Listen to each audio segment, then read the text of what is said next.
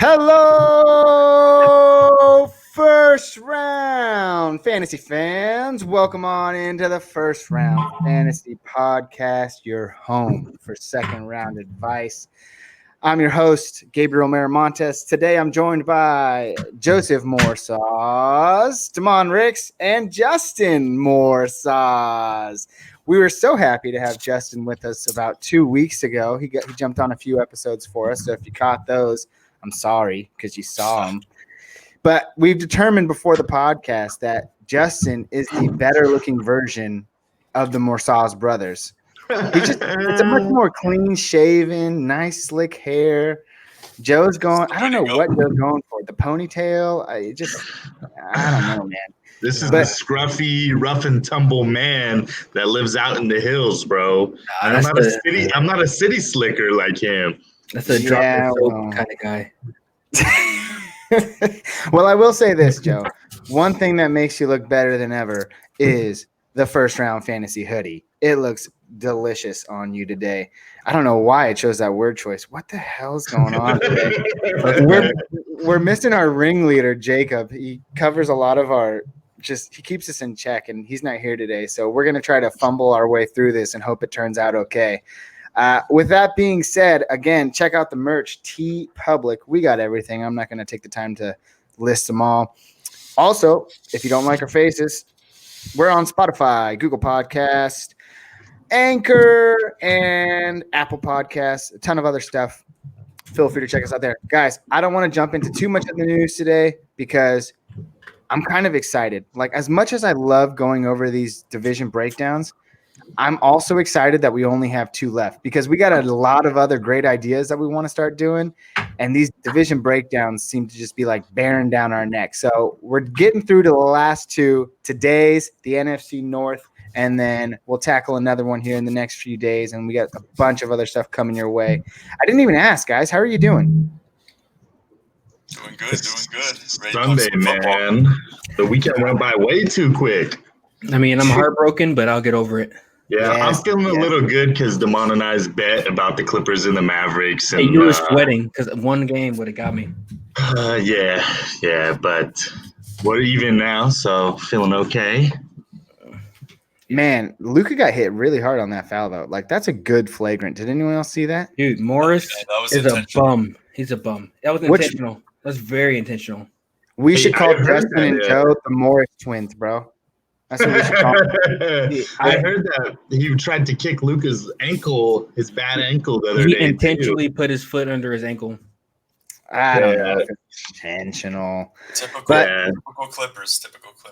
Yeah, they're going to dirty their way to the championship. I don't know. We'll see what happens. We're not basketball experts. We're not really fantasy experts either. But we're starting off with the NFC North, looking at the Chicago Bears.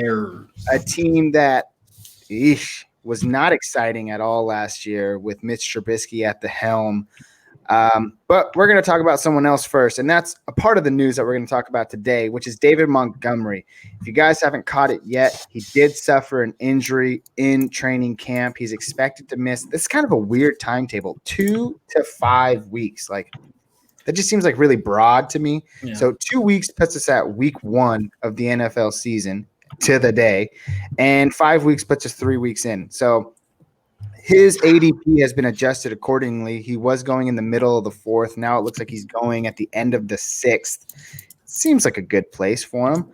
But in the meantime, what do we do with that backfield? If he's not there to start the season, are you jumping to take Tariq Cohen at a higher ADP currently? It looks like his is adjusted as well. He was going in about the 10th round. It seems like he slipped into the early 9th. Are you guys any at all excited about the possibility of, I don't know, getting Tariq Cohen and all of his balls that he catches? Man, I like Tariq Cohen with or without Montgomery. If you guys remember 2 years ago when the Bears had a ton of success, Cohen had a great year. And I think they're going to try to go back to that. Montgomery didn't do very well last year. Mitch Trubisky is who he is. He's not great. Sounds like actually Foles might be taking the lead over there, which we'll get to that. But I like Tariq Cohen. I think that they're going to lean on him a little bit more this year. just like they did 2 years ago, to have a little bit more success. And as far as if you're in a PPR league, he's got some real flex value, especially if Montgomery's out. Yeah, he did catch 79 passes last year. I imagine, at least in the first 3 or 4 weeks, that goes up or trends upwards for him. With that being said, do you think he gets any additional touches in that backfield? So as far as David Monty, we have Cordell Patterson and then the new rookie, the undrafted rookie, Artavis Pierce, who seems to be getting a little bit of hype since the injury. Are you guys interested in any of those two? They seem like short-term rentals to me. No, if I'm going to take anybody in this backfield, it's going to be Montgomery. If you're in a standard league, I would steer clear from Cohen, even if Montgomery's missing the first 4 weeks, just because Cohen is a smaller guy, and he's just a pass-catching back. And I think that he's going to start the season. I think he's going to be in that lower end at 2 weeks. And I feel like the Bears are going to be an improved offense. And I don't really want no part in Cohen or Null or Pierce, just because Montgomery already knows the playbook. Trubisky's comfortable with him. So I would take him, 5th round, and then just sit on him until he's healthy.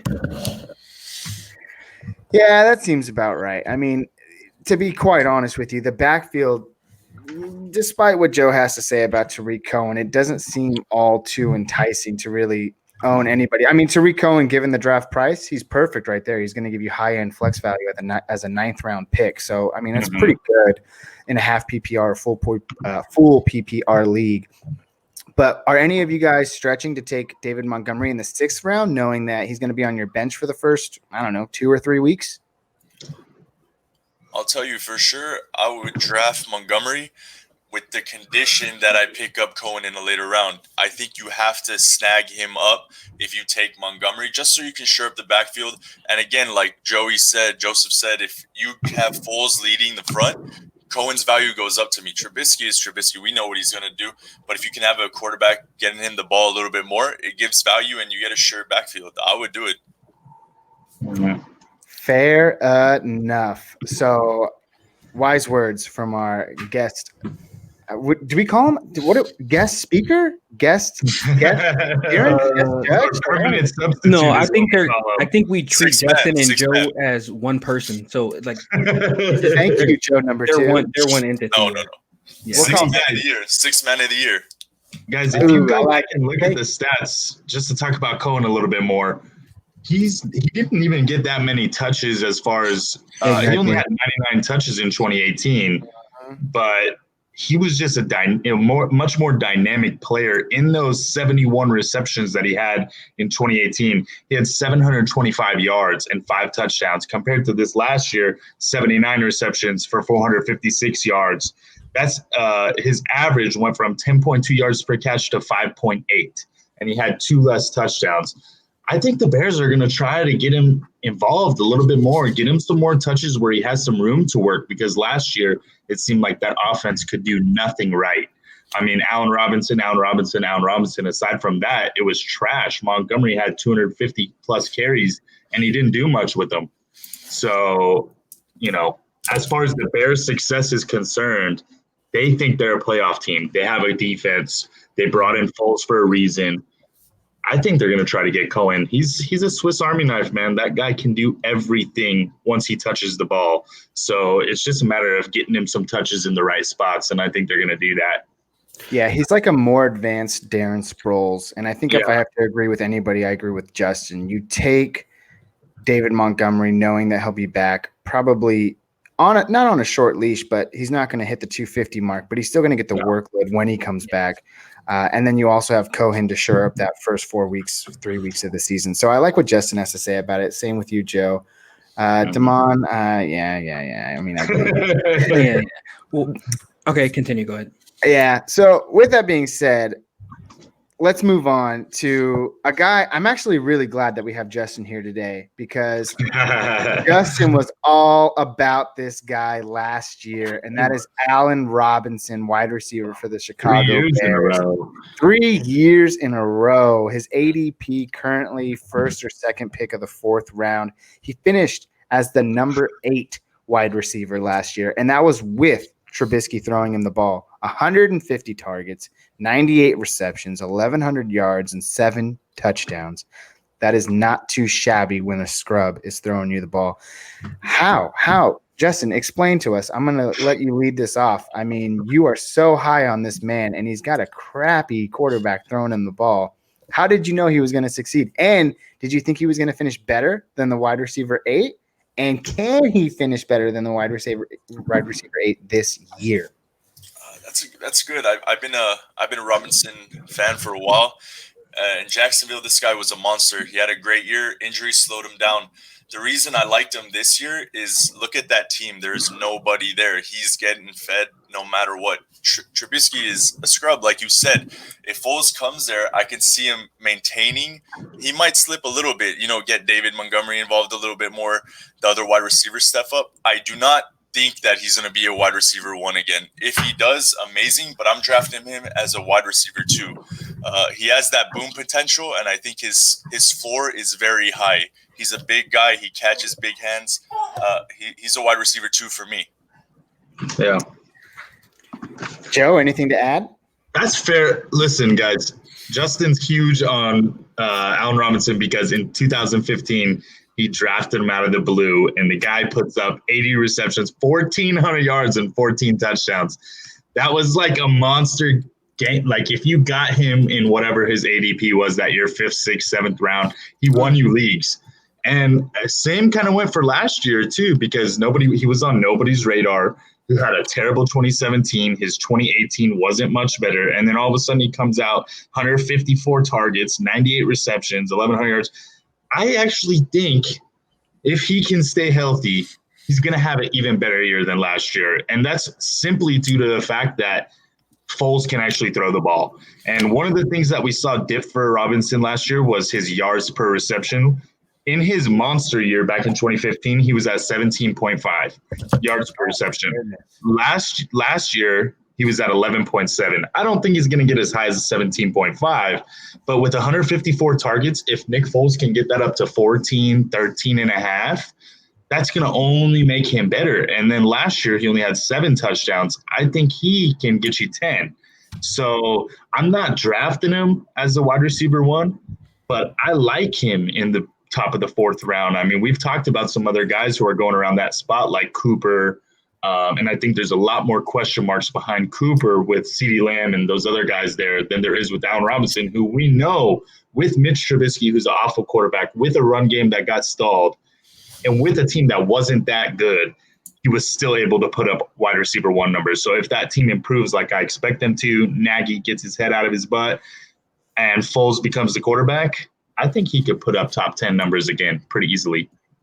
So let me bring up this hypothetical situation. Let's just say, I mean, we're all under some sort of agreement that we don't think Mitch Trubisky is going to finish out the season. They brought in Nick Foles for a reason. This is a very similar situation to the Las Vegas Raiders. And Damon, I will say I agree with you in the sense that a few weeks back when we talked about Derek Carr, we were a little too harsh on him. You brought up some good points about how he was technically a solid QB for the NFL purposes and even towards the end of the year for fantasy. So the Raider fan in me says, hey, I want this guy to have a better year.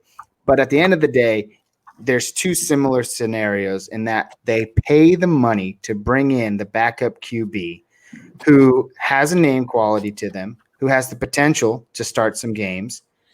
With that being said, let's just say Mitch Trubisky plays 8 games, knowing that that defense is going to keep them in most of those games. Who would you rather have? And I'll start with Damon. Damon, Allen Robinson or Mike Evans? Mike Evans. Justin, Allen Robinson or Adam Thielen? Oh, easily Allen Robinson. Perfect. And Joe, let's see here. Last one. Allen Robinson or DJ Moore? I'm taking DJ Moore. And the reason why I bring those those wide receivers up is because I think they have better quarterback play. Not to mention, Bridgewater, he has a small sample size that he carries with him, but they're all better than Mitch Trubisky. And I just don't think a full 16. I mean, teams are going to catch on, especially without David Montgomery, with Allen Robinson being one of the only weapons there. I don't see him getting off to that hot of a start while they're trying to figure out what to do. Matt Nagy's offense is entirely questionable as a whole until he puts Nick Foles in there. But I do like what you guys have to say. I think Allen Robinson is a solid wide receiver too, especially he gets that bump if Nick Foles enters the playing field. So that's good to see. I'm not going to pay too much attention to Anthony Miller. He's a deep shot sleeper if you suggest. As well, the Bears have the most tight ends in the league with 6. They're all virtually just take them where you want them, so we're not going to spend too much time there. And then we've already talked about Mitchell Trubisky. Do you guys have any bets as to when we see Nick Foles? We've done the same thing with Derek Carr. Yeah, week 1. I think, no, I'm not even kidding. Everything I've been reading has been saying that Nick Foles is kind of running away with the job. And I just looked earlier today and they said Mitch Trubisky isn't out of it yet. And Matt Nagy won't name a starting quarterback until week 1. That doesn't sound like a coach who's confident going into the season with Mitch Trubisky. And Nick Foles, if you guys remember, maybe I'm wrong here. I thought I remember this. Didn't he win a Super Bowl with the Eagles? Wasn't he the starting quarterback that won the Super Bowl and kind of lost his job to win? You're right. I hear what you're saying about the similarities between the Raiders and this, but Nick Foles actually has proven he can win, whereas Marcus Mariota hasn't. So, and Mitch Trubisky is trash. That 13-3 season they had was the defense in the run game, not him.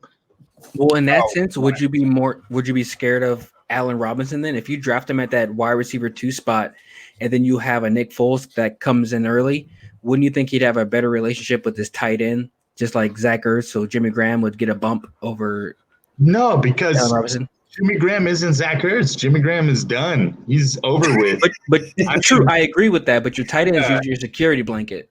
I hear you, and maybe one of these other young guys will step up, but Jimmy Graham's not that guy, and Allen Robinson is that guy. I think Anthony Miller is also worth a shot as well, but I don't like any of the tight ends on this squad, and I think Nick Foles will be starting week 1. To counter what DeMont said, you got to understand, if you watch those Bear games, a lot of 3-and-outs, a lot of 2-yard, 4-yard. He didn't move the ball. Nick Foles is just going to bring everybody up. It's not like A-Rob's going to lose some time. Everyone's just going to go with Foles because Trubisky was just so awful. Yeah. I will never draft Allen Robinson. I appreciate it. We'll all be waiting for him. Yeah, we'll see. I mean, 4th round, I'm honestly shocked. Like, that's low. We talked about some other guys that are going in the 3rd or 4th. When I look and see some of the other so-called experts, almost all of them have him in the top 10. And to hear that he's kind of going in the 4th round when there's some other guys that aren't as high as him, I know, going in the 2nd and 3rd, we'll see. We'll see.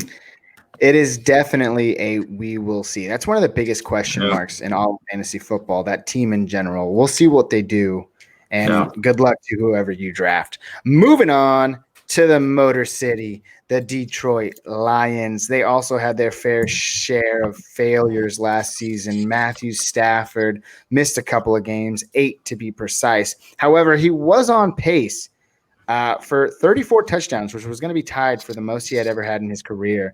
So he was having a good season before it was derailed by injuries. He's a fringe top 10 quarterback year in and year out.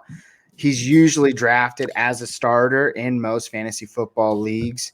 I know myself, I've drafted him a number of times over the last 2 or 3 years. So he's been my starter. Last year, I drafted him as my starting QB, and he did just fine for me for the first couple of weeks. So I have no problems with keeping him there if he can stay healthy. Again, he's ADP right now is like the 12th round or so. So he's there if you want him. And we brought this up last week, tight ends, QBs, especially when we get into those later rounds, it's just kind of who you prefer. And if you prefer a guy in particular, you're going to make sure you get him, and most likely you will. So, any thoughts on Matthew Stafford? And he kind of role plays into our wide receiver talk, which we'll go over in just a minute. But before we get to them, my man, Kerryon Johnson. I thought we're talking about Matthew Stafford here. The man that's going to lose his job. Oh, sorry, Joe. Go back. We'll talk about some Matthew Stafford. I'm good with it. Hey, we've been talking about quarterbacks, and it feels like every week now. Guys like Carson Wentz, guys like Matt Ryan, like Drew Brees, guys who you have as your QB1 when you don't take guys like Dak and Russell Wilson and Lamar Jackson. And Stafford's one of those guys that, again, we say this every week. I would love to get another guy like Goff to pair with him because Stafford has the capabilities to get hot, and he's done it before where he'll rail off some 40-point games. And then he also has other times where he's not as great. And he kind of balances out to where you end up getting something around a top 10 quarterback. But if you can play the matchups with him, put him in when you expect a shootout, take him out when you've got a bad matchup, put in Goff. I love getting a guy like Stafford and wait until the 12th or 13th round to grab my QBs. That is a fair assessment. Justin or Damon, anything to add? Yeah, to echo it, I like Stafford. If I don't want to reach, if I don't want to take a QB early, Stafford's that perfect late draft pick, and you're going to get yards. This offense is nice, which we'll talk about. So, yeah, I like Stafford. Yeah, I like Stafford. I mean, if I'm drafting a Stafford, I'm going to be streaming quarterbacks all year. So I feel like there's really no talking about it. If I pick Stafford my last pick, I'm going to be streaming Derek Carr in the 6 week. Oh, God, gross.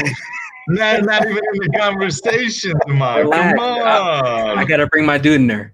Come on. Hey, you know what? It is fantasy. Some of us are likely to prefer others more so than others. So I'll let the man have his player. We all got our favorite guys. Yeah, listen, I'm a Niner fan, but you won't hear me saying I'm starting Jimmy G week 6.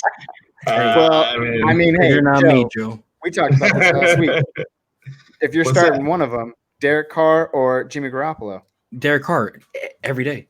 Obviously, right? So it depends on the matchup. If the Niners are playing the Saints, I'm starting Jimmy G. It's going to be a shootout. If the Raiders are playing the Chiefs, I'll start Derek Carr because they're going to be down 21-0 by the end of the first quarter. So you're saying he has value. Yeah. All right. Well, yeah, it's safe to say that we're all in agreement on Matthew Stafford. I hope he bounces back and has an even better year this year with a full 16. He should be within the top 10.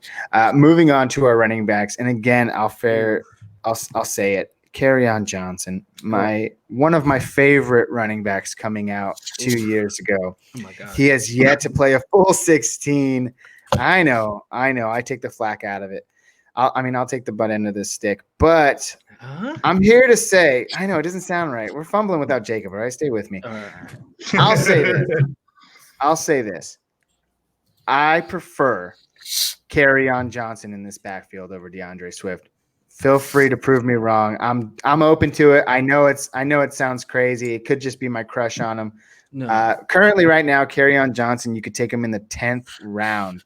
If you guys haven't seen it yet, Swift, who's currently going in the 6th round, he's dealing with an injury, and he's highly unlikely to start the season. Kerryon Johnson is going to be on a managed workload no matter what, but I still think he sees 12 to 15 and catches about 3 to 4 balls a game. I think that's flex play value. I don't know. I have to go, especially in a COVID-shortened preseason. I'm going to go with the guy.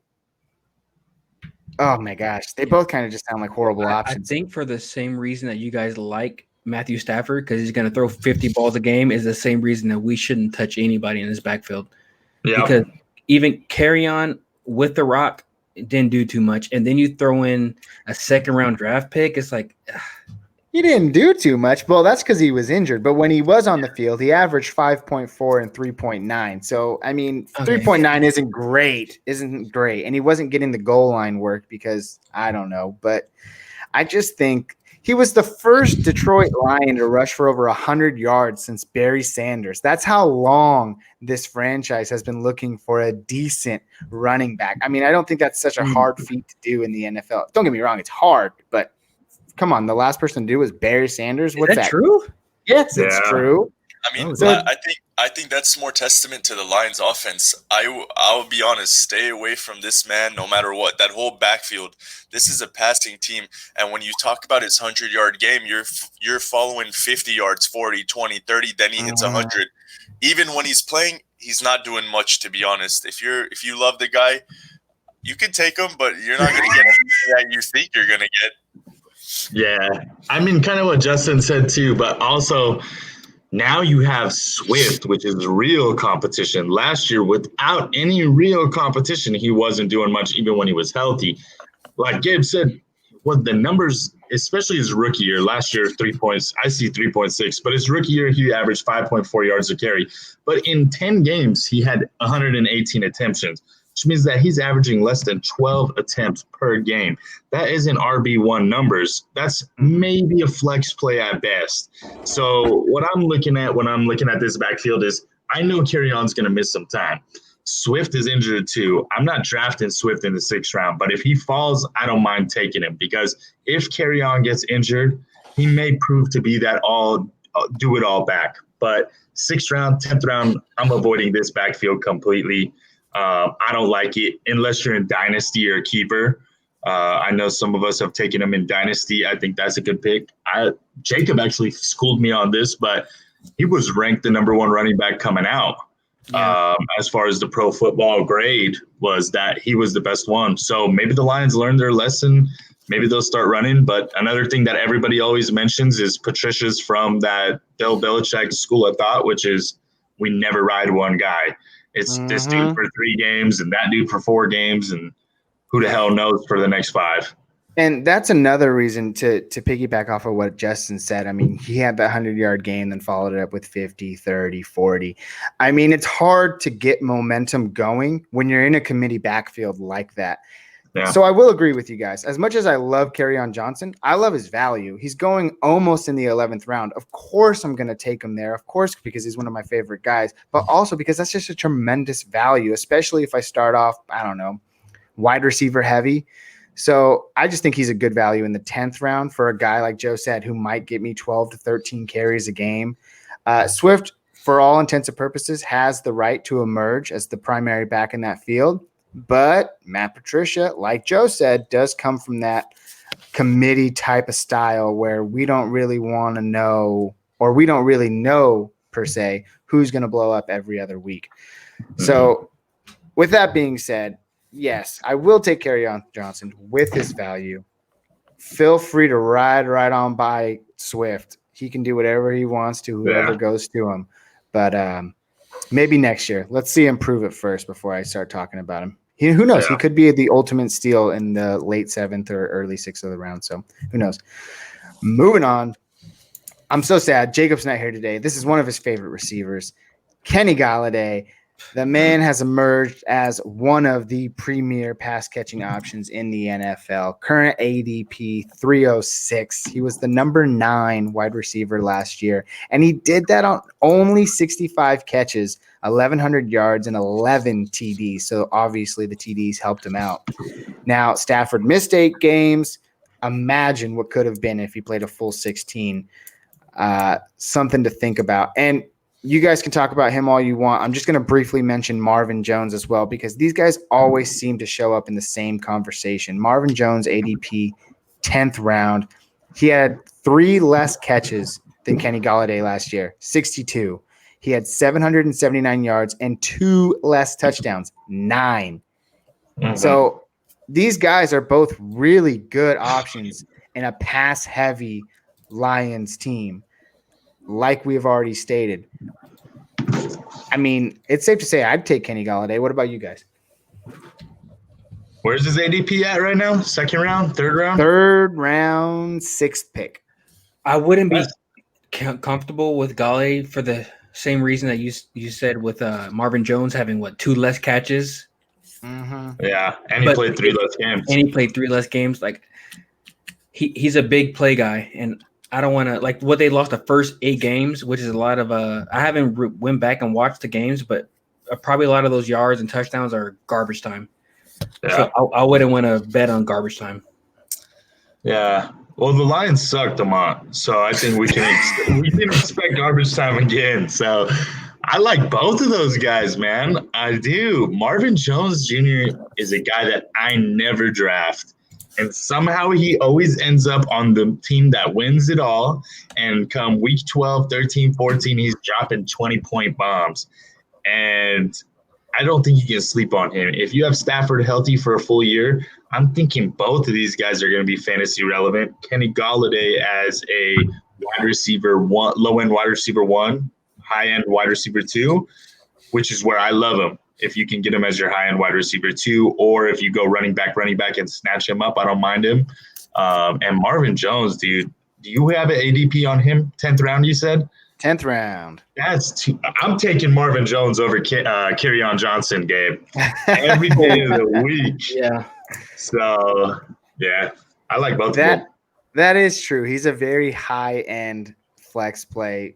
He has that boom-bust potential. Yeah. Because let's be honest, if I could do a similar search of Robert Woods and Cooper Kupp from a couple of episodes ago where we had bust games, I think you could say the same for Marvin Jones. He's going to definitely win you weeks, and he's also going to completely disappear in others. Justin, what about you? Haven't heard from you yet. Who are you taking? Kenny Golladay, Marvin Jones, both of them? What are we thinking? I couldn't disagree with Joe and Demont more. I really do think if Stafford's healthy, Golladay is finishing in that 1B. He's not going to be the Michael Thomas, Devontae Adams type of guy, but he's going to jump up. He's going to do what what's the wide receiver from Tampa's name? Mike Evans. Godwin, exactly. He's gonna make that jump. And even with Marvin Jones, like Gabe said, dude's boomer bust. If you want to draft him, you're gonna enjoy. He's like Sammy Watkins light to me. He's gonna get you 1 win, and you're gonna lose 3 with him in your flex play. You're gonna hate it. Galladay's the man. Galladay's jumping up. He is an elite wide receiver with Stafford in the backfield. I mean, it's just what it is. I don't want no part of that, man. Who we just talked about that had 154 receptions? Who was that? That was 154 targets. Allen Robinson, and what Golladay got 116, and he finished a bunch of spots higher than him. He's averaging 18 yards a catch. Like that's ridiculous to repeat. Yeah, but to be fair, Demont, we already talked about it. How many games did Matthew Stafford play this year? Last year, 8 games. He missed 8 games, yeah. So once he went down, that quarterback spot was absolutely awful. And Galladay's still young. You know, we're not talking about an old player here. He had more, I think, catches the year before this past one. So with Stafford getting back on the field, Golladay going into his 4th year, I want to say. 4th year. 2nd year, he had 119 targets, 70 catches. Last year, 116 on 65. The 2018 season where he had more targets and more reception was in 15 games. So he made the real jump last year with touchdowns, jumping from 5 to 11. And as long as he can keep that consistent, he's going to get more targets. He's 26 years old, 25 years old. All right. Sky's the limit for the guy. Cool. Joe, draft him 3rd round, and then I might, No, I'm just saying, do it. Put your money. Not if I take him first. Trust. Gabe, I'd like to hear some. Everybody, draft. Who would you rather have, AJ Brown or Galladay? In a PPR, I would have AJ Brown in the 5th. Yeah, let's hear some ADPs on this, though. That's AJ what we Brown's want to see. 5th round, right? What bet did we make last week? You said who was going to lost all of them. AJ Brown? No, I did not. No way. We'll get back to it. Both of you guys. All right, let's see here. Joe brought up some ADP battles. Let's bring them up. I'll start with you, Joe. If you want. Kenny Golladay or Chris Godwin? I'm going Golladay this year. Ooh, I would too. I think I would too. Wow, this is news to me. I'm surprising myself here. Justin, Kenny. That's just because Brady is throwing not Winston. That's let's think about it this way, Justin. I'll do this one for you. Kenny Golladay or Chris Godwin's counterpart, Mike Evans. They're going 2 picks apart. Golladay, easy. Mike Evans is no longer that boom player. He's consistent, but Galladay's going to get you those double touchdown games. He's going to do it. Yeah, I guess when you look for the yards, you go Evans. When you look for the touchdowns, you go Galladay. That's fair enough to say. But I don't know. With Brady there, oh, my goodness. I think that red zone's going to be hot. Give DeMont the Galladay versus Thielen. No, there's a better one there. I don't like Galladay, guys. He was 41st in target in receptions. I'm not going Galladay. I'm not drafting him third, fourth round. David Blow throwing to him, and the other guy I don't even know. What do you want? You can give me any player. I would go Bryan Edwards over Galladay. Oh, I would take. Oh, yeah. Okay. No, well, I wouldn't do that. But you just got me hyped off a player we can't talk about right now. Kenny Galladay or I just had him on the tip of my tongue. Where was he? Brian Amari Cooper. Amari Cooper, easy. I don't want to. Oh my God! Your hate is unreal. He's in the same boat as Allen Robinson. Can we find a book it down somewhere here, guys? Yes, we can. I don't know if I want to go Galladay. What's Cooper? I say Cooper. I'll take Galladay. Book it down. Hold on, more fantasy points and a full point PPR. Yes. Yeah. All right. Yeah, I'll take that. All right, we got to book it down, boys. Hey, Justin, who are you taking? One more time. What was the question? Galladay or Cooper? Galladay or Cooper? Yeah. Oh, Galladay. Not even. I love Cooper. Hey, Damon, I'm sad to say it. 65 receptions. That's like 40 other people did better than that. Yeah, but Matthew Stafford missed 8 games. Just to hear Dr. Mike back or something. Is it working or no? Yeah, you got to talk close to it, though. All right, for sure. Okay. Sorry, as we adjust our technical difficulties. I'm also going with Galladay there too. So good luck with that one, Damon. I hope you find peace in your demise. I don't want to spend too much time on the tight end possession. Hawkinson. Who do they even have? He's there if you want him. He had the big blow up in week 1 last year and then absolutely disappeared. He was a bum. A lot of people say he could have a potential rebirth, but again, he's going so late where if you want to take that chance, feel free to pick him up. Stafford doesn't really throw to the tight ends. Yeah, and he doesn't really throw to the tight ends unless it's week 1 of the 2019 season. Moving on. Wait, guys. You both, oh my goodness. If I remember correctly, were super high on Hawkinson last year. Yeah, I traded high on Hawkinson. I traded him. You guys were high on him. No. I picked him up off the waiver wire. I was, but I traded him week 1 for Kelsey and somebody else. Yeah, you did to Justin. We made that trade. It wasn't straight up. No. You can't put that on camera. I paid That's you horrible. for Kelsey. No, I think you gave me T.Y. and Hawk for Kelsey. No, it was Cooper, wasn't it? I drafted Cooper for sure. It was between him or Allen. I drafted Cooper. Well, Justin won the league with Hawkinson, guys. That's true. No, yeah, he was definitely dropped way early.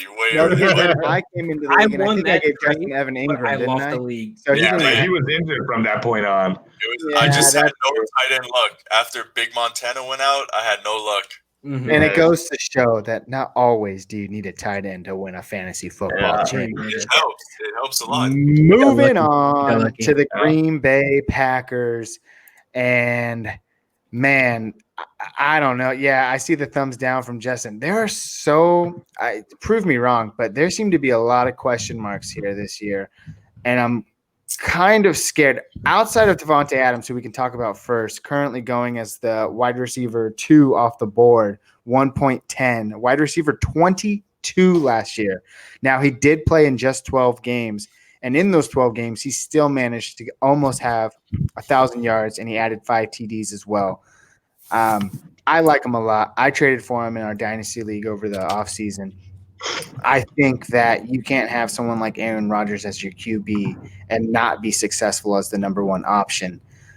And I think I'm pretty sold on that. Guys, anything really to add? He's a locked and loaded top 3 wide receiver when healthy. Yeah. Yeah. When healthy, we'll see how his foot holds up. I mean, if you guys want to take a little bit of time, we could talk about a potential wide receiver too, but Adam Lazard is virtually undraftable. You just don't see any options there. They didn't really do much to help in the draft. One of these guys is going to emerge, in my opinion. Dude, the Packers are not a stupid organization. You don't draft Dillon in the second round and pass on a wide receiver in a wide receiver heavy if you don't love some of these guys. I'm not sure if it's going to be Lazard. I'm not sure if it's going to be St. Brown. I'm not sure if it's going to be Scantling. But one of these guys, I have a feeling, and I'm not even necessarily saying they're going to be fantasy viable all year, but you may be able to get some flex play out of one of them. I'm not drafting any of them, but I'm going to keep an eye on all of them on the waiver wire. And I think that's the perfect way to look at it. I'm not drafting any of them. I will keep my eye. They gave Scantling a shot last year. He just couldn't really do anything. Yeah. Adam Lazard had a little bit of relevance towards the end of the season. Aaron Rodgers did come out and say that he wants him on the field more, maybe looking to solidify that wide receiver 2 role still. For me, you got to prove it for me to do anything with you first. Yeah. Let's talk about Aaron Rodgers a little bit. ADP, 10th round. He's right around that top 10 range. So he's one of those last few quarterbacks where you have to think, if this is the guy I want, I got to get him where his price is. And the 10th round for a quarterback is right when you get into that, I'm going to probably have to take my guy here, because you start getting into those question marks outside the top 10. He was the QB 9 last year. And again, I'll start us off. He didn't have his best man on the field for 4 of those games. He had to adjust to a new coach and a new system in Matt LaFleur, which I thought was an interesting system to say the least, as we'll talk about some other players here in a minute. And this year, it's hard to say, but the guy's got to have a chip on his shoulder. I mean, they didn't do much to improve anything around him in the offseason. I'll wait to hear from Joe in a second. The only thing they might have done was draft his replacement in 3 years, which is Jordan Love.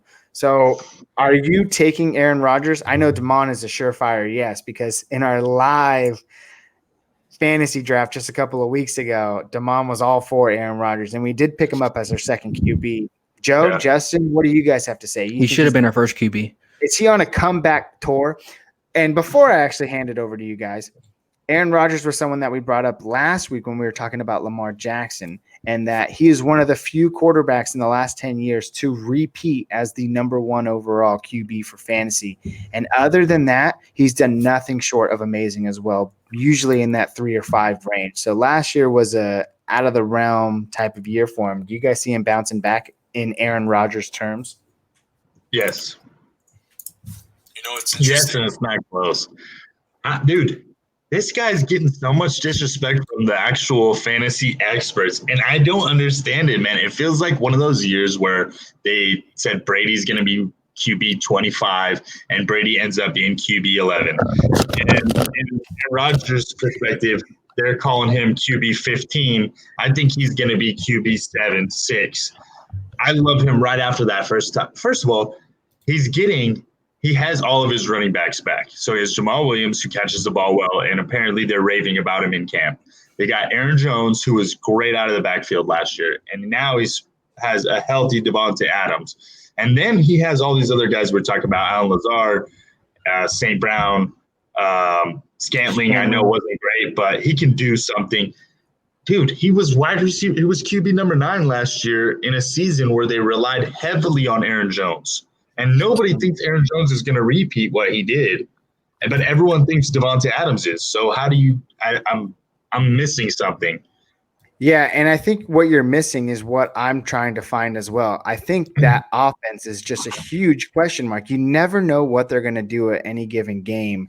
And you brought up Aaron Jones, and I guess we can talk about him right now. Justin, we'll kind of just jambalaya this into one full discussion with Aaron Rodgers popping back in here and there. But Aaron Jones last year finished as the number 2 RB in fantasy last year. I was so surprised when I saw that. Don't get me wrong. I played against this guy when he blew up for 45, 50 points on me. But holy cow, 11 games last year, he saw less than 13 carries, 11 of them. In one of those games, he did get you 2 touchdowns, so he wasn't a complete bust. That was on 19 yards.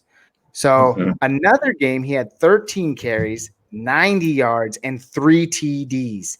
So technically, if you really want to look at it, there were 9 games last year where this man just flat out busted for your fantasy team. He only caught 49 receptions. so he wasn't too hot in the receiving game.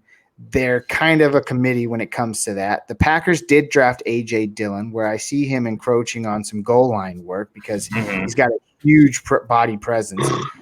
I don't know. Some competition on that Saquon quad game, dude. Have you guys seen A.J. Dillon doing those reps? Mm-hmm. Oh, yeah. That man got them 80 lacy legs. Dude, he's a big boy. That is the comp that they gave him, Eddie Lacy. And to tie it back to Aaron Jones, I mean, that's just like either highly volatile or very depressing for your fantasy team. That's 9 games. That's more than half of your fantasy season where this guy was a buff. And it wasn't just that, oh, he did it in the beginning of the season. No, it was scattered throughout. So you literally never knew what you were going to get from Aaron Jones unless you wrote him into the playoffs, because the last 3 games is where he really proved his worth. It's like playing Minesweeper. I'm going to tell you, as a Jones owner, it was really roller coaster. This man won me games, and it was really in a blink of the eye. He would have, like you said, minimal rushes, low yards, and then he'd get goal line work and touchdown, and he'd save your week. His value, he's not going to repeat.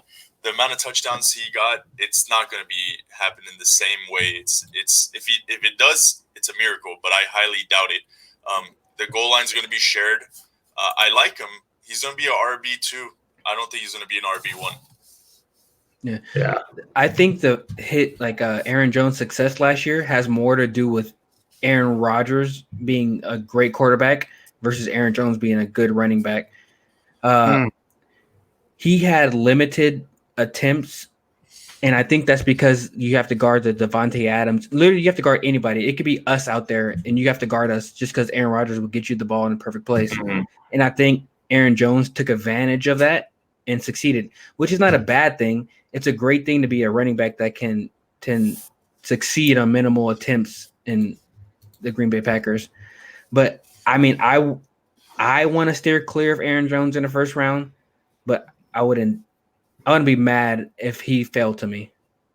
Yeah. I mean, look, guys, he had some bust weeks, like you kind of like you kind of mentioned, Gabe. But if you look at some of those bust weeks, like say week 3 in Denver, 10 attemptions, 19 yards. But like you said, he gets you those 2 touchdowns, and he also gets you a catch or 2, and then you move on to other weeks like Philadelphia, where he gets you 13 attemptions, 21 yards, but he gets you a touchdown, 6 catches, 37 yards.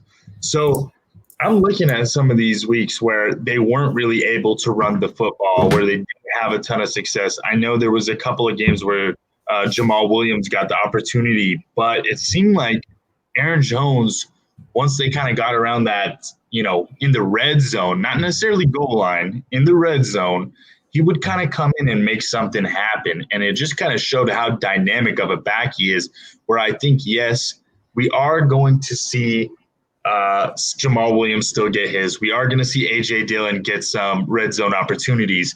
But Aaron Jones isn't going away.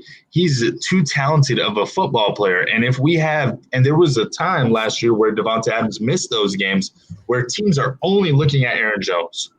That's it. That was the number one thing. You come in, you're stopping Aaron Jones because make St. Brown or scouting beat you.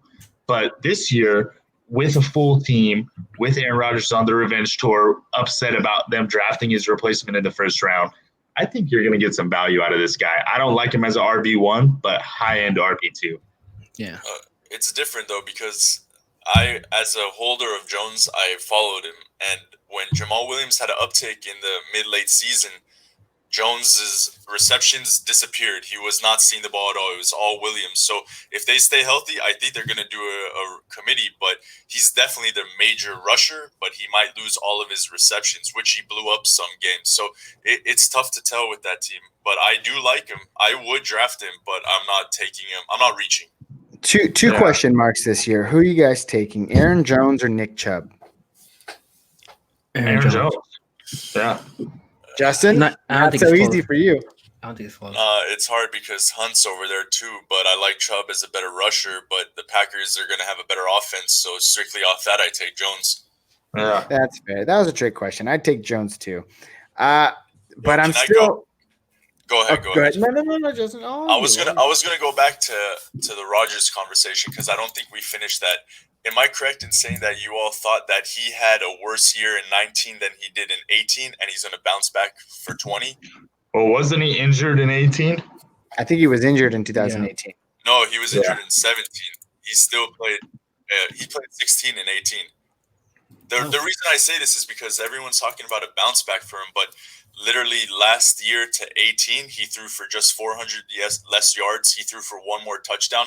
I don't know what more he can do. I mean, with Devontae being healthy, but I don't think he's going to go up in that upper echelon anymore. I think we know what he is. He's Aaron Rodgers. Yeah. He's also a little bit older too. I mean, look at the touchdowns though, Justin. He the year before he got hurt, he put up 40 touchdowns. Year before that, 31. Year before that, 38. Then he got hurt, and then the year before that, 39, 45. This is a guy who can put up 32 touchdowns. And if he put up 6 more touchdowns, even last year with the reduction in yards and not having Devontae Adams, you're talking about a QB5. So if he can go back 4, 5, 6 years of time re-injury, but I don't see that. That's all I wanted to show. We got him in a 10th round, right? Yes, sir. And would you rather have a 10th round Aaron Rodgers or a fourth or third? Where did we take Kyler? I think in the 5th round. 6th, 7th round. Would you rather a 5th round Kyler or a 10th round Rodgers? Oh, I'd rather have 10th round Rodgers for sure. I said he's not going to go into the upper echelon anymore. I'm thinking Kyler. Yeah, that was more so for Gabe, but I don't want to talk about that. We reached on Kyler a little bit. I'm still hurt, dude. But listen, Reese, that's an ADP. Aaron Rodgers, what you guys don't realize, we all agree that Aaron Jones, with those 16 touchdowns, is going to regress. For sure, 1,000%. Right? Those touchdowns are not going to disappear. Somebody's going to get them. And the answer is Devontae Adams is going to get those through the air with Aaron Rodgers. So that's kind of where I'm at is I see Aaron Jones going from maybe 16 touchdowns on the ground to 8, 10. And then 2 of those to Dylan. 2, 3, 4, maybe. 5. He's a rookie, man. And but he's a big guy. Yeah, but like Gabe keeps saying, dude, it's the summer of COVID. None of these guys have had a camp like preseason. And you already have Jones and you already have Williams. And I get they're not big dudes. Dylan's going to get some goal line work. But let's also not forget that Aaron Rodgers loves to scramble on those little QB sneaks right on the goal line. But you don't need a training camp to run 1 or 2 yards up the middle. I'm with you.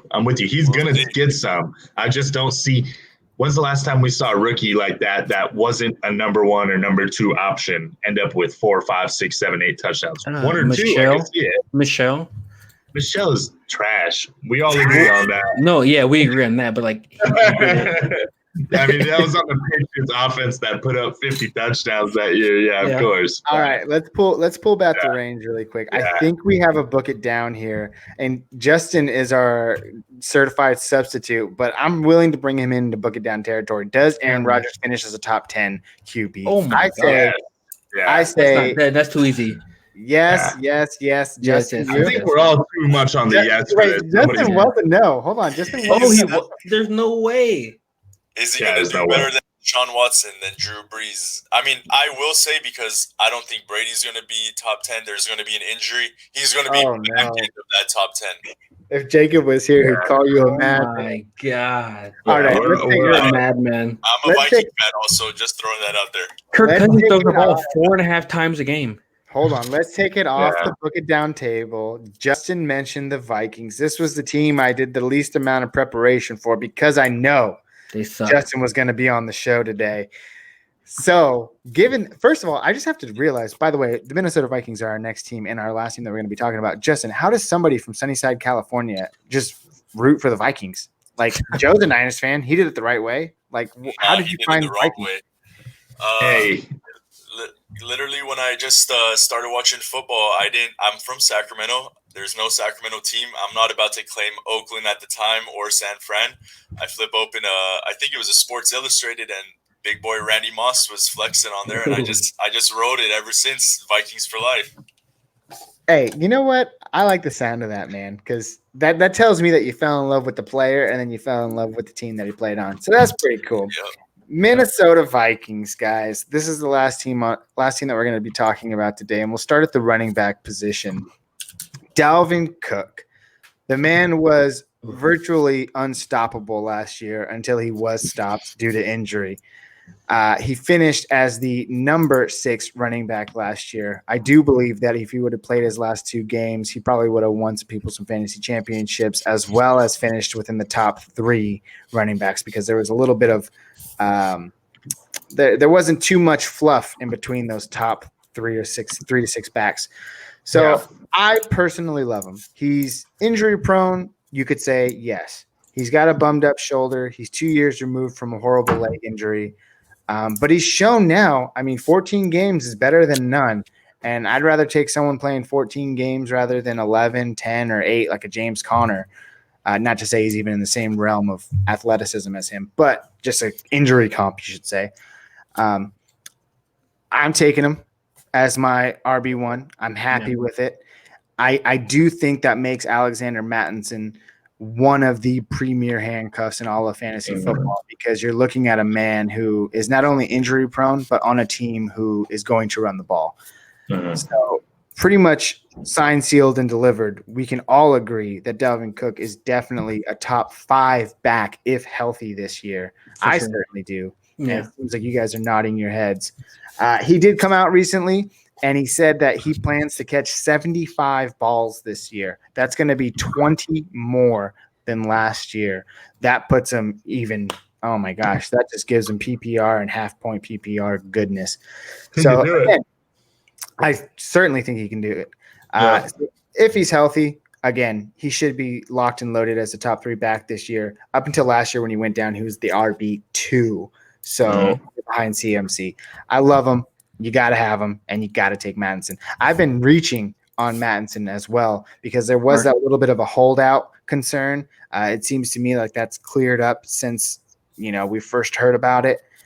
And Mattison's going in the 10th round. Sometimes I like to be extra sure. I'll take him, if I'm picking 10th or 9th pick in the 8th round, I'm taking him there too, because I'm afraid that he's not going to come back to me, and he is a surefire handcuff. Anything else we need to really mention here? He's the man. He's the premier. He's the beast. Like you said, you have to grab his handcuff. He caught a lot of balls last year too, but if he ups it like he said, you're looking at RB1 possibly. The question is with Dalvin is, do you take him over Zeke? Do you take him over Kamara? Where do you take him? Stop it. You can't say that's a sure thing. You might have to think about that. No, you don't. Given his injury concern, I don't think you'll have to think about it too much. I do think that people that have shown longevity, the Zekes, not so much the Barkley. He missed a couple of games last year, but he did come back and was just fine. Yeah. And who else is there? The perfect one. This might be an interesting one. Alvin Kamara or Dalvin Cook. Alvin Kamara was someone who had a down year. Who's going higher than Kamara, or who's going higher than Cook this year. Honestly, guys, Kamara. I just came up with a really good question. I don't think it's as cut and dry as Damon thinks it is. I don't know, Joe. What are you thinking? He's smiling right now. It's so damn tough, dude. But I'm gonna go with Damon, but I don't. Again, it's one of those things we always talk about. If I have 5 picks at number 4, I'm probably taking Kamara 3 times and Cook twice. That's fair. That's fair. Yeah. I don't know. Let's just hypothetically say he catches 75 passes. Kamara was good last year, but he wasn't great like he was the year before. Not to say he can't get back on track, but Kamara had some injury concerns last year as well, and we're all kind of hoping that Kamara, when he's healthy, is probably the most exciting back in the NFL, in my opinion. I like watching CMC work, but Kamara is right there. The whole time, I just see Justin's head going back and forth. Justin, let the man hear what you got to say. Yeah. I want everyone out there to draft Kamara just so I have a better chance of beating you. I do not like him. Do not trust him. Cook heads and shoulders above Kamara this year. Wow. Okay. If barring injury, I'm putting it there. Sure. I will not go as far to say that, but I do think that offers up a really good question. Whether I do think that RB battle is way closer than we think it is. We're talking about Dalvin Cook wants to catch 75 passes? and he caught 50 last year. Guess what? Kamara's caught 81, 81, 81. He's also a much worse rusher. He can't. I don't think he's not a worse rusher. I don't think he's a worse rusher. He just doesn't get the opportunity. Minnesota just as a rush team. He averages 800 rushing yards a year in the 3 years. It was 728, 883, 800. Call it what you want to call it, man, but he's getting you 80 catches every year, and he's close to 1,000 yards on the ground. And then the big step down last year was that instead of the year before where he almost put up 20 touchdowns, he went down and regressed to 6. That number's going up. And when that number goes up, so will he. Mm-hmm. Oh, my gosh. I agree. Why am I having a good battle? It's a good time. We'll see. Okay, we'll guys. talk about tomorrow more next week. This is book it down, and I'm hoping Justin comes with me. Dalvin Cook or Alvin Kamara on the year. Actually, no, that hurts because I just don't see it, but I want to believe it. Dave, go with your heart, man. Me and Demont will take Kamara.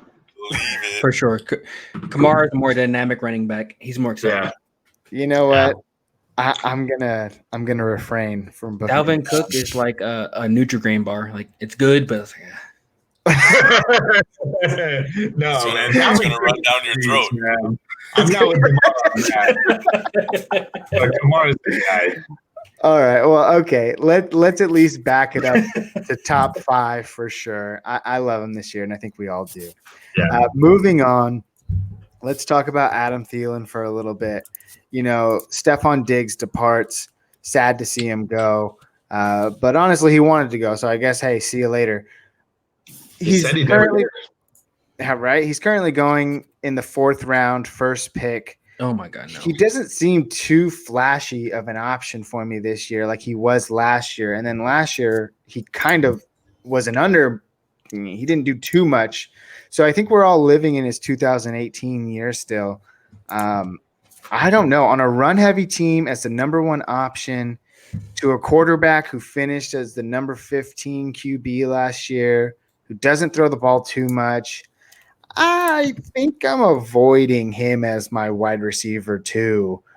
There might be some higher ceiling options there. What do you guys think? I'm gonna tell you, in PPR, he's much better. You gotta see what league you're in. In PPR, his value increases, but I will tell you, without Stephon, he's just gonna be keyed on. He's gonna regress. He also was injured last year, but he's never gonna get back to where he was 2-3 years ago. So we had actually already brought him up in a prior discussion when we were comparing him to Allen Robinson. I found a few more other players that are going a little bit behind him. So this might likely say, oh, wait, I'm going to pass on Thielen and take this guy. Let's see if you guys think that's true. Adam Thielen or Juju Smith-Schuster? Adam Thielen. Juju wouldn't think twice. Juju. Justin? Juju with Big Ben, no doubt. Yeah, I'm liking that. Okay. Wow, Joe. Adam Thielen or, again, going a number of picks behind him, Odell Beckham Jr. Oh, my God. Adam Thielen is that close. Dude, do I want AIDS or do I want cancer? It's like, no, man. Odell. What the hell are y'all sleeping on Adam Thielen, man? Odell as well. I'll take AJ Green versus both of those guys. I take Brian Edwards over there. Justin, I wish you were here last week because I had no love with AJ Green. But we're not talking about him. No, AJ Green's a bum. I would not take AJ Green. Now my heart hurts. This is awkward. Yeah. No, you guys are hating on him. I don't understand it. I'll take Thielen over Odell. Dude, Adam Thielen had 143 targets 2 years ago. Last year, he had 153. This past year, he didn't play much at all. I think he played 10 games. And he left because you have a guy like Diggs that requires double teams. But Justin Jefferson is going to slot right into Diggs' role perfectly. He's not going to slot into double teams like Diggs. He's not as good as a route runner as Diggs is. It doesn't matter. You don't have to be on this team because they run the ball 40 times a game with Mattison and Cook, and they run a lot of play action. And Adam Thielen is gonna get open, and now there's no more crying about Diggs, dude. And I like Diggs as a player, but he was a cancer in the locker room. There was some games where he was whining and crying that he wasn't getting his touches, and now there is none of that. Yeah, Justin but that's Odell too, though. I'll tell you that Thielen can get back there if he plays the whole year and Jefferson proves to be a long bomb threat, because other than that, if he doesn't have that next to him, he won't get those cross routes. I don't like it, to be honest. Kirk Cousins is not that good. Yeah, and thank you, Justin. We can talk about it all you want. I mean, he was injured last year. He missed 6 games, but still, in those 10 games, he only caught 30 balls. That was a pace for 55 or 60 balls. It just – yeah, but he was I remember those, man. He was a decoy for at least 2 or 3 of those games where he was not a non-factor. And I watched a lot of those Vikings games because I was riding Cook towards the playoffs. And he's gonna be a decoy this season too. He's gonna do some more. I'll put that down. On someone like Odell any day of the week. Let's leave other players out of this. Let's talk about finishes. Adam Thielen. I don't know. Safe to say he finishes outside. What would you feel comfortable with? He's going to finish outside of top 15. No. What? No. Yeah, I'll take that. Definitely. He's a top 15 guy. I'll take top 15. Okay, cool. Top 15. Let's do it. Maybe it's my bias towards Kirk Cousins, but he can't be as ineffective as he was last year. And I keep in mind, guys, we were talking about Diggs as well a couple of weeks ago as being a top 15, and you guys said yes. He finishes the wide receiver 22 last year. He's going to take Thielen's spot. You guys think he can improve with Josh Allen? I understand that. That's an argument that we've had in the past. Yeah. I just don't think on a run-heavy team with a Kirk Cousins who, I mean, he's a good quarterback. He's just not given the opportunity to sling the ball like he should be. I don't see it. No, I can see him having, 18 to 20, which is still fantasy relevant. That's a wide receiver too. So I'll take that. I'll take top 15. Thielen's ADP is living from 2 years ago. There's no way. It's not happening. Joe's living in the past, obviously. I mean, guys, one bad year coming off injury. Devontae Adams was wide receiver freaking 26 last year. Devontae Adams. Aaron Rodgers. I understand, man, but 153 targets. He's going to get 100-plus targets next year, and I think he is easily – top 15. I'll book that down right now. Mm-hmm. It has been booked. Okay. We'll spend a couple of more seconds on our last guy here. That is who we just talked about, Kirk Cousins. Not too much to say. Again, he finishes the you don't take him at all. Yeah, quarterback 15 last year. Honestly, I think he's probably going to digress from even there. He's not fantasy relevant. I mean, he's interesting, man. He has games where he throws the ball 10 times, and then there's some other games where he doesn't. So he might be a streaming candidate. I mean, anytime you get to that 10 to 20 range, you're looking at streaming candidates. So it's safe to say he could be a streamer for you. Keep an eye on him, though. Didn't they change their offensive coordinator this year? Didn't their coordinator get signed? Isn't it Kubiak? I think it's Kubiak. Yeah, he's a run-heavy coach. He's also produced some good top end wide receivers when he was in Denver, didn't he? Or am I thinking of somebody else? Again, Joe, living in the past, man. I don't know. Hey, we'll see, man. We'll see. I don't know. That's an old 49ers guy in Denver, and he's an offensive coordinator. That we'll see. We'll see. I'm excited. I think improvement over kind of what that offense did aside from Dalvin Cook last year. So I think we're going to see some more throwing, and they just picked up a really good defensive player this week. Yeah, they're going for the division. Yeah, they did. I didn't even see that. This is what I was just going to bring up. You took the words out of my mouth. The reason why Thielen's not going to do that is because our defense, or the Vikings defense, is top notch. With the addition of Yannick, like you just said, we're going to be running, wasting clock, having a sturdy defense. Cousins is going to be limited. Thielen's value is down. It's very Niners-esque. That's how I see it. Not as good as the Niners, but yeah. Better. I mean, technically, probably better because you did have a number 2 RB on the year. Derek Carr's going to do better than Cousins and Garoppolo. Book it down. I agree with that. That's not even a book it down. DeMar's just trying to get love for Derek Carr. Bro, Derek Carr, I would book that down under the precondition that when Derek Carr gets benched week 6 for Mariota, we don't. It doesn't matter how many games they play because Derek Carr is getting benched. Jimmy Garoppolo's not. Neither is Kirk Cousins. So we'll see. I think we no, not to that, because I feel like that's gonna happen. I would say in that 6-week span, whoever's ahead of each other. Yeah, Carter will not get benched for Mariota. It's an injury insurance. No way. Yeah, we'll see. Mariota lost his job to no names, and look what happened. And Mariota was a top 5 pick 5 years ago, so he still has some talent left in the tank. Yeah, what does that mean? Nothing. And we chose DeMarcus Russell in the first round. Like, what? Hey, you guys want to talk about living off a past of 3 years ago? You guys are living off Derek Carr's one good year 3 years ago. What are you talking about? That was a monster year, dude. Wow. Yeah, and he's been an awful since, and so have the Raiders. So that's true. Let's end this, guys. It's upsetting me. Yeah, that's gonna do it. Unless you guys want to talk. I mean, it seems like the AFC North has no viable tight ends. You guys talking Kyle Rudolph? No, not at all. He's a blocker. He just blocks for the run. And where the Packers guy? The Packers guy has this. He was a 2nd round pick last year. He's got some upside, but I'm hearing that they're not super impressed. So we'll see. If you want him, look up the Packers guy. Chase is his name. You'll find him. My last words. Draft Vikings defense. You won't regret it. Oh my! Ooh, we never talked defenses. Hot take. I love that. Is a hot take, Justin. Justin, dude, I'm glad we ended with you, dude, and I'm so thankful that you came on the show today. Everybody who stayed through this debacle of debauchery, thank you for listening. We appreciate it so much. And I think that's it. Last words, guys. Have a good night. I'm not giving you any. Good night, everybody.